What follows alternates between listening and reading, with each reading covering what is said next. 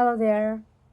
आज बात कर लेते हैं कि आप पीएचडी में या मास्टर्स में अगर आप बाहर के मुल्क में हैं, स्पेशली अमेरिका में, तो आप किस तरीके से ए ग्रेड सिक्योर कर सकते हैं। मैं अपना कोर्स वर्क पूरा कर चुकी हूँ और मेरे मेरा जो ट्रांसक्रिप्ट है मेरे तमाम सब्जेक्ट्स में एक मेरा सी ग्रेड है, बाकी एक मेरा बी ग्रेड है और बाकी तमाम मेरे ए ग्रेड्स हैं। तो मैं चाहती थी कि इसके ऊपर हम बात करें कि क्या बहुत ज़्यादा मुश्किल है ए ग्रेड लेना। मैं कोयटा से आती हूँ और मेरी जो स्कूलिंग है वो सरकारी स्कूल्स में मेरी स्कूलिंग हुई है और उर्दू मीडियम से मैं पढ़ी हूँ। सरकारी स्कूल का ज़िक्र करना इसलिए ज़रूरी था कि मैं मीडियम के बारे में बात करूँ। तो मेरी तालीम बहुत अच्छी हुई है। वी हैड ग्रेट टीचर्स, सारे सीनियर टीचर्स हमारे थे कच्ची से लेके 10th ग्रेड तक। तो मेरी स्कूलिंग बहुत अच्छी हुई है एंड इस वक्त का मुझे नहीं पता, लेकिन मेरे ज़माने में जो गवर्नमेंट स्कूल्स होते थे उसमें टीचर्स बहुत अच्छे होते थे। तो मेरे सारे कॉन्सेप्ट्स क्लियर थे। हमें साइंस पढ़ाई जाती थी, हमें कोई भी सब्जेक्ट पढ़ाया जाता था तो मेरे कॉन्सेप्ट्स बहुत क्लियर होते थे और बहुत कम्पिटिटिव हुआ करता था। ऐसे ही पास हम नहीं हो जाया करते थे। स्कूल में जब हमारे एग्ज़ाम्स होते थे तो बहुत सख्त होते थे, मुझे दिन रात पढ़ना पड़ता था। और जब बोर्ड के एग्ज़ाम हुए तो और ज़्यादा खौफ आ गया, बिकॉज़ अब तो आपको पता भी नहीं कि आपका पेपर किसके पास जा रहा है। तो मेरी स्कूलिंग सख्त रही है और मैंने बहुत मेहनत की है थ्रू आउट। लेकिन अंग्रेज़ी मैंने पढ़ना शुरू की 8वीं जमात से। 8वीं जमात में पहली बार हमें टेंसेस पढ़ाए गए और ABCD तो थी शुरू में, लेकिन जो आप बात करने के लेवल पे आ जाते हो ना कि यू राइट कंप्लीट सेंटेंसेस, वो वाला किस्सा हमारा शुरू हुआ 8वीं जमात से। तो 8वीं जमात में हमें टेंसेस पढ़ाए गए और बस पढ़ाए गए। 9th में जाके हमने उनका थोड़ा बहुत इस्तेमाल करना शुरू किया और इंग्लिश से मुझे हमेशा से अच्छा खासा डर लगा रहता था। तो शुरुआत में तो मैं वो रट्टे वाला सिस्टम ही होता था। फिर जब मैं यूनिवर्सिटी पहुंची तो फिर मैंने इस्तेमाल करना शुरू किया अंग्रेज़ी का प्रेजेंटेशंस में, असाइनमेंट्स में। तो it has been a rough journey. Eventually चीज़ें ठीक हो गई काफ़ी प्रैक्टिस के बाद, काफ़ी टाइम के बाद। तो शुरू में तो चीज़ें बहुत ज़्यादा मुश्किल थी। तो आज दिन तक मुझे अंग्रेज़ी में लिखे गए सवाल या अंग्रेज़ी में लिखी हुई कोई कोई इबारत है, कोई स्क्रिप्ट है, उसको समझने में थोड़ा सा टाइम लगता है। मैं किताब की बात नहीं कर रही हूँ, मैं जो क्लास में डिस्क्रिप्शन होती है, जो क्लास में रिक्वायरमेंट होती है कि आपने किस तरीके से एग्ज़ाम देना है, व्हाट्स द एक्सपेक्टेशन, किस तरीके से आपने जवाब देना है, उसको ज़रा 3-4 बार पढ़ जाने के बाद मैं कहती हूँ कि अच्छा यार, नाउ आई अंडरस्टैंड इट।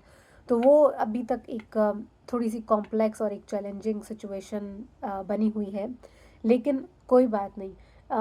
मुश्किल है लेकिन नामुमकिन नहीं है।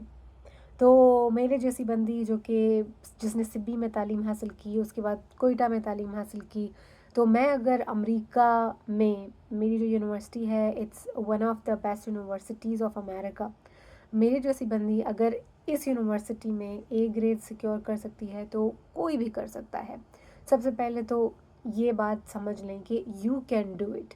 दूसरी बात यह है कि आप अगर इंटरनेशनल लेवल पे पढ़ाई कर रहे हैं, दूसरे मुल्क आ रहे हैं, तो आपको सबसे पहले तो ये करना चाहिए कि आपको हेजिटेट नहीं करना चाहिए अपने प्रोफेसर, अपने टीचर से बात करने के हवाले से। अब बात, मैं गपशप की बात नहीं कर रही हूँ, मैं बात ये कर रही हूँ कि क्लास के बारे में, असाइनमेंट्स के बारे में, किस तरीके की असाइनमेंट आपका प्रोफेसर एक्सपेक्ट करता है, किस तरह के आंसर्स आपका प्रोफेसर एक्सपेक्ट करता है, प्रेजेंटेशन वो कैसी एक्सपेक्ट करता है।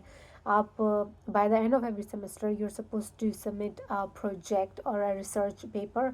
तो उसके बारे में भी आप पूछो कि क्या आप एक्सपेक्ट करते हो, कितने वर्ड्स होने चाहिए। आपको लिखत में भी सब कुछ मिल जाता है, लेकिन अगर आपको समझ नहीं आ रहा तो do not hesitate to talk to your professor. बाहर मुल्कों में प्रोफेसर्स बहुत ज़्यादा हेल्पफुल और बहुत कोऑपरेटिव होते हैं।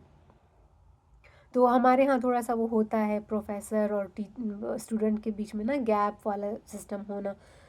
अच्छे हमारे टीचर्स भी हैं, मेरा मतलब ये नहीं है कि हमारे टीचर्स बुरे हैं, मेरा मतलब कहने का ये है कि आप खुद से हेजिटेट ना करें और ख़ुद से चीज़ें ना समझ लें कि आपका प्रोफेसर आपके बारे में क्या सोचेगा वगैरह वगैरह।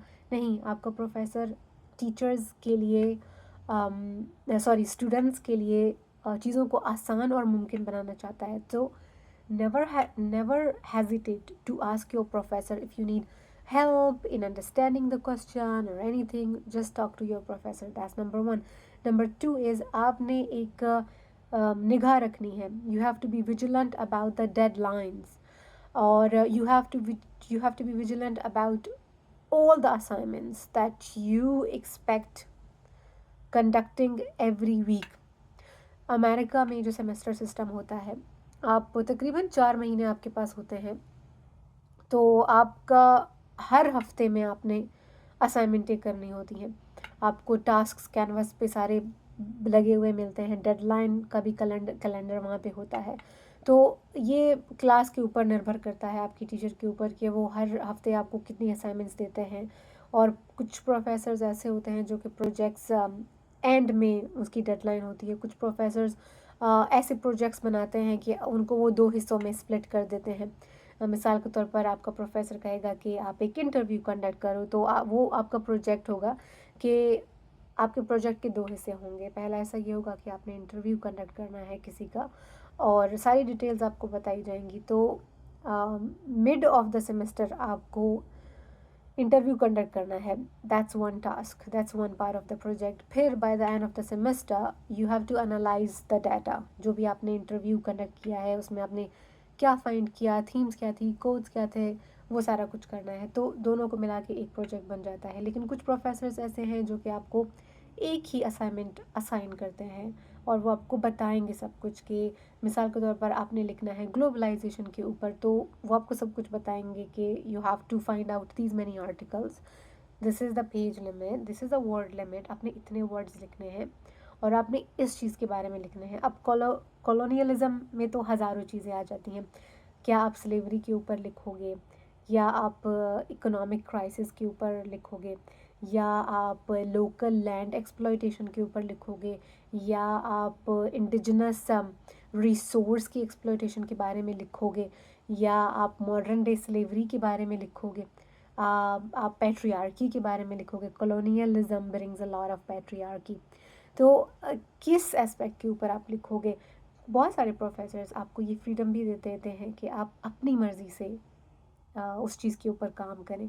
मिसाल के तौर पर मुझे कोई पूछे तो मैं तो फेमिनिज़म में बहुत ज़्यादा इंटरेस्टेड हूँ, तो मैं ये लिखूँगी। मुझे मॉडर्न डे स्लेवरी भी बहुत अच्छा लगता है उसके बारे में बात करना। मुझे डिस्प्लेसमेंट बहुत अच्छा लगता है।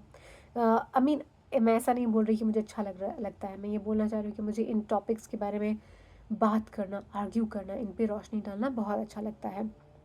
मुझे डिस्प्लेसमेंट पसंद नहीं है। मुझे अच्छा नहीं लगता जब लोग डिस्प्लेस हो जाते हैं। मैं ख़ुद परदेश में हूँ, मुझे पता है ये कितना मुश्किल होता है। लेकिन मैं एज़ ए स्टूडेंट यहाँ पे आई हूँ। मैं डे 1 से यहाँ पे एक लीगल स्टूडेंट हूँ, और कभी मैंने इलीगल कोई काम नहीं किया। मैं यूनिवर्सिटी में पढ़ाती हूँ, काम करती हूँ। सॉरी, मैं एक रिसर्च असिस्टेंट हूँ, I work with a professor. तो everything is legal, but still I know it is so hard. बाहर मुल्क में ज़िंदगी गुजारना बहुत मुश्किल होता है।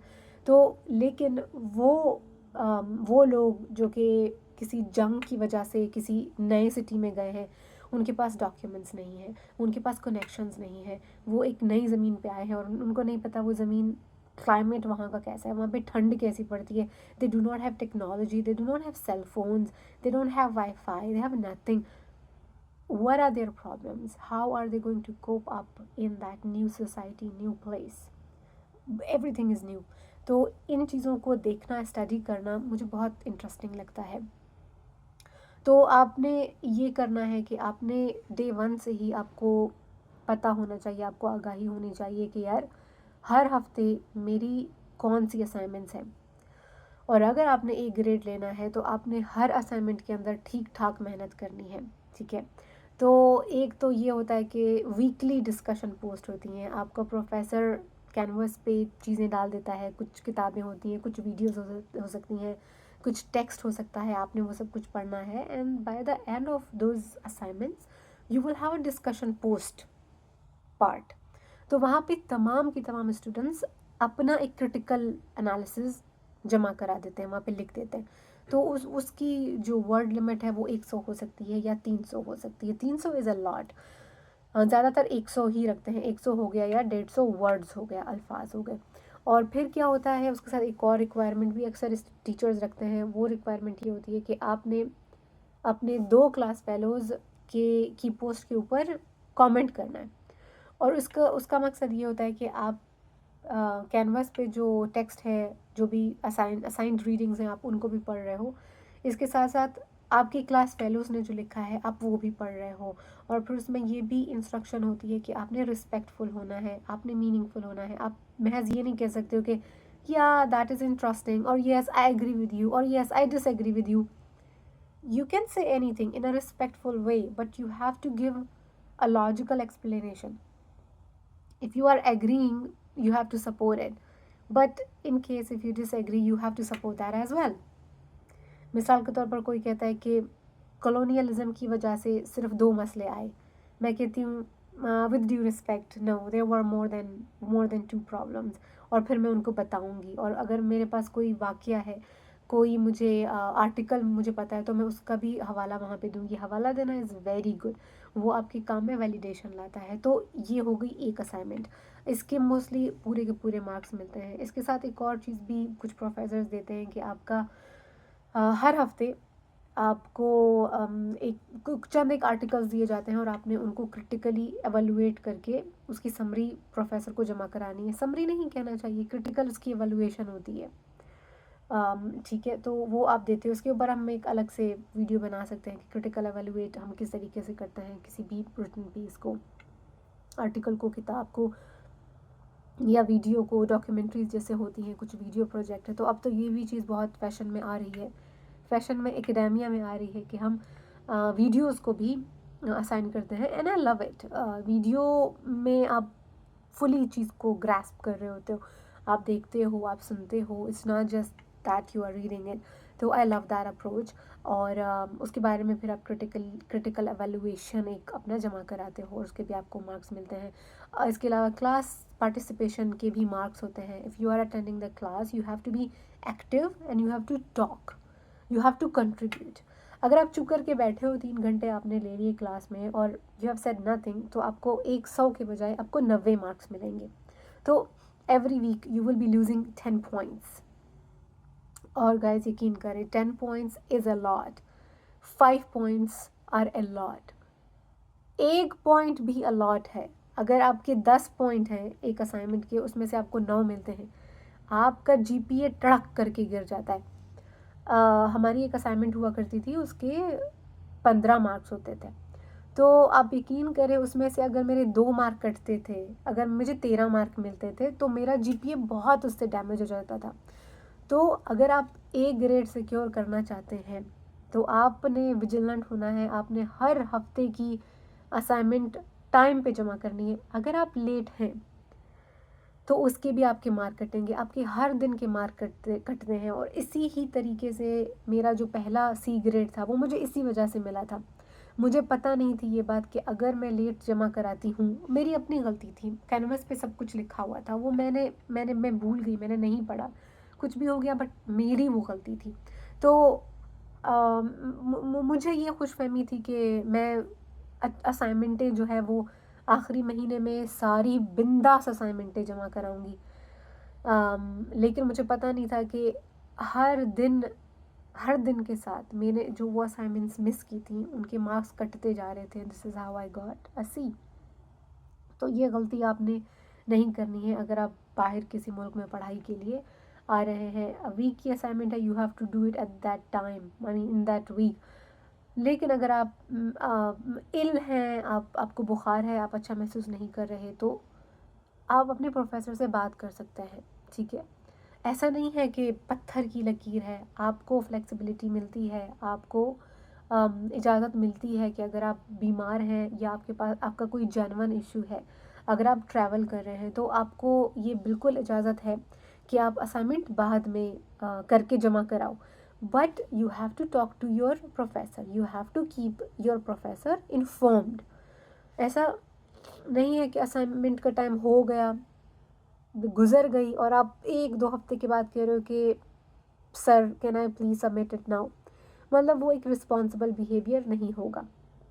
आपको प्रोफेसर कहेगा कि यार इसको कोई इंटरेस्ट नहीं है पढ़ाई में, लेकिन आप पहले टाइमली अपने प्रोफेसर को बता दोगे तो वो ज़रूर आपकी बात सुनेगा और आपके साथ कोऑपरेट करेगा। ये तो कुछ चीज़ें हो गई वीकली असाइनमेंट्स के हवाले से। आपकी एक प्रेजेंटेशन भी एक्सपेक्टेड होती है, प्रोफेसर्स आपकी एंड में एक एक्सपेक्टेशन प्रेजेंटेशन भी लेते हैं, तो वो कोई टॉपिक आपको दे देंगे। जैसे कि इस सेमेस्टर मेरे साथ बहुत ज़्यादा हो रहा है, पिछले सेमेस्टर्स में भी ऐसा हुआ था कि हमारे सेमिनार्स होते हैं, तो ये बड़ी ज़बरदस्त अप्रोच है। और इसमें ये होता है कि आपको कहा जाता है कि ये किताबें हैं, आप इसमें से कौन सी किताब उठाते हो, आपकी मर्ज़ी है। आप फिर वो किताब उठा लेते हो, आप कहते हो यार इसके ऊपर मैं काम करूँगा। और हम लोग इस बात को मेक श्योर करते हैं कि रिपीट ना हो रहा हो। अगर हो भी जाता है तो कोई बात नहीं है, हर इंसान अपने तरीके से एक यूनिक पर्सपेक्टिव लाता है, लेकिन फिर भी हम कोशिश करते हैं कि यार ये जो किताब है उसको, मतलब अगर 10 के 10 स्टूडेंट्स एक ही किताब को उठाएंगे तो अब फिर हम कहते हैं अच्छा यार एक या दो बंदा 3 बंदा एक किताब को उठा ले तो दैट इज़ फाइन, लेकिन बहुत ज़्यादा को नहीं उठाना चाहिए। तो आप एक किताब को उठा लेते हो, फिर आप उसके ऊपर तैयारी करते जाते हो, फिर आपका एक दिन होता है, उस दिन आप अपने सेमिनार को लीड करते हो और आप यू लीड द क्लास। और ये बड़ी अच्छी अप्रोच है क्योंकि इसमें आप एक टीचर की तरह बिहेव करते हो। मतलब ऐसा नहीं कि वाकई में टीचर, आप समझे मेरी बात को, कि you are leading the conversation और आप प्रिपेयर करके आते हो और आप you open the discussion and then you put forward some questions. I just love it. और इसमें एक खुद एतमादी आती है और आपकी जो सेल्फ इस्टीम है वो बड़ी बूस्ट होती है, आपको कॉन्फिडेंस आता है कि यार आई कैन डू इट। तो वो एक प्रेस्टिजियस एक एक्टिविटी है, इसीलिए मुझे ये बहुत ज़्यादा पसंद है। अच्छा, एक तो ये हो गया, इसको हम प्रेजेंटेशन भी कह सकते हैं, ये सेमिनार होता है। अच्छा, एक और होता है, वो है प्रोजेक्ट के बारे में अर्लियर आई टॉक्ड अबाउट।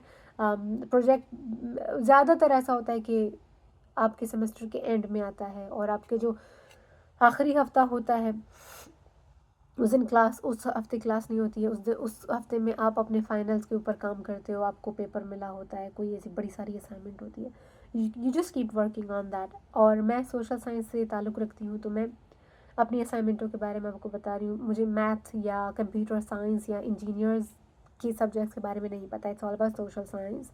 और anthropology, medical anthropology, environmental anthropology, इन चीज़ों के बारे में मैं आपके साथ डिस्कस कर रही हूँ। फेमिनिज़म, इको फेमिनिज़म, ये सेम तरह की ही असाइनमेंट्स होती हैं। If you are interested taking admission in these subjects then this information might help you. Do not be late in submitting your assignments. Do not be late in attempting your quizzes. Quizzes भी होते हैं, जैसे MCQs हो गया, multiple questions हो गए, yes no हो गया, या write a small paragraph, इस तरीके के quizzes भी आप expect कर सकते हैं। तो हर हर टीचर का अपना स्टाइल होता है और टीचर बहुत ज़्यादा सपोर्टिव हैं और बहुत आपको मदद करेंगे, बट आपने अपने हॉल में नहीं रहना है। You have to come out of your comfort zone. अगर आपको ए ग्रेड लेना है और आपको लग रहा है कि यार I think it's going to be a little bit hard, then do not panic and just talk to your professor, you will get loads of help. इसके अलावा यहाँ पे राइटिंग सेंटर्स भी हैं और यहाँ पे थेरेपी के भी सेशंस यहाँ पे होते हैं। कुछ स्टूडेंट्स बहुत ज़्यादा बर्न आउट हो जाते हैं तो उनके लिए यहाँ पे थेरेपी के सेशंस भी होते हैं, यहाँ पे जिम भी है। और इन सब की जो फ़ीस है वो आप जब फ़ीस जमा कराते हो तो उस सब में इंक्लूडेड होता है। तो डॉक्टर का, क्योंकि इंश्योरेंस भी आपसे ली जाती है, तो डॉक्टर हो गया और मिसाल के तौर पर कोई थेरेपिस्ट है, काउंसलर है, जिम है, ये सब चीज़ें, फूड पेंट्री भी है हमारे यहाँ, तो ये सब चीज़ें आपकी फ़ीस में, food pantry I guess it's free, लेकिन जो जिम वगैरह है उस सब की फ़ीस है। लेकिन if you are enrolled in person classes, then you can access all these things. अच्छा, राइटिंग सेंटर ये होता है कि आप लिखते हो कोई चीज़ और फिर आप राइटिंग सेंटर पे जाके उनसे हेल्प मांगते हो कि यार I have written this, could you please check the grammar. वो लैंग्वेज की टेक्निकलिटीज़ को देखेंगे और आपको रेकमेंड करेंगे कि आप यहाँ पे गलती कर रहे हो। वो आपकी सब्जेक्ट के हवाले से कोई मदद नहीं कर सकते, ठीक है। जैसे कि मैं अब इमिग्रेशन के ऊपर लिखती हूँ article, they know nothing about immigration but they know about the grammar of your language. जैसे मैंने कहा कि मैं उर्दू मीडियम से आती हूँ, तो इस सेमेस्टर में ज़रूर उनको अप्रोच करूँगी, और उसके लिए भी टाइम इज़ द की। मुझे पहले उनसे रब्ता करना पड़ेगा। मैं imagine tomorrow is the deadline to submit my assignment. I cannot send my piece to them today. I have to send it to them maybe one week earlier. तो वो देखेंगे और फिर वो आपको recommendations देंगे, they will help you। और इसकी फ़ीस भी आपकी जो ट्यूशन फ़ी है उसमें included है। So this is free, this is not free, but this is still free। तो ये सब था guys। You can secure A grades if you can secure it, तो क्यों नहीं। हमारे जो यहाँ पे डीन है, बहुत सपोर्टिव, हमारे इंफॉर्मेशन साइंस के जो डीन है, he is from India, he is a wonderful human being, he is a great mentor. तो उन्होंने मुझे ये कहा था जब मेरा पहली बार C ग्रेड आया था, तो I call him my elder brother. तो उनको मैंने बताया था, मैं बहुत परेशान थी, उनको मैंने बताया था। तो फिर उन्होंने बोला कि अगर तो उन्होंने कहा कि तुम सितारों के लिए एम करो। तो यार क्या होता है ये क्या कहावत है कि you aim for the moon and you will get the star, ऐसा कुछ है ना। तो उन्होंने मुझे कहा था कि तुम 100 के लिए एम मत करो, 110 के लिए एम करो, तो 90 तो आ ही जाएगा। तो आई एम गेटिंग देयर। मैं ए ग्रेड के ऊपर एम करती आ रही थी, तो वो ए ग्रेड आ रहा था। लेकिन वो बिल्कुल उन्होंने ठीक कहा था कि 110 के ऊपर एम करो, तो अगर कहीं पे कोई मिस्टेक हुई तो ए ग्रेड तो तुम्हारा आ ही जाएगा। तो वो चीज़ें याद हैं, हमेशा याद हैं। और हमारे जो ग्रेट लीडर्स होते हैं वो इस तरह की प्यारी प्यारी बातें करते हैं। I have so much respect for him. तो गाइज़, आई होप कि ये आप लोगों के लिए फ़ायदेमंद हो। और अगेन, आपके पास अगर कोई भी सवाल है, आप मुझसे सवाल पूछ सकते हैं। अगर मुझे उसका जवाब नहीं आता था तो मैं उस सवाल का जवाब पता करूँगी और आप लोगों को जवाब दूँगी। सो think big, work hard, you can achieve anything you want। अपना ख्याल रखिएगा।